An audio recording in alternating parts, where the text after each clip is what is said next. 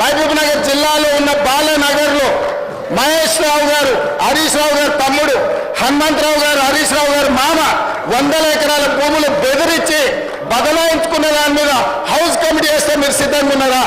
బాలనగర్ మహబూబ్ నగర్ జిల్లాలో 100 ఎకరాల భూమిని పరిశ్రమ యజమానులను బెదిరించి సేల్ డీల్ లేకుండా, కంపెనీ కొనుగోలు లేకుండా 100 ఎకరాల భూ బదలాయింపు చేసుకున్నాడు కదా, ధరణిని అడ్డం పెట్టి.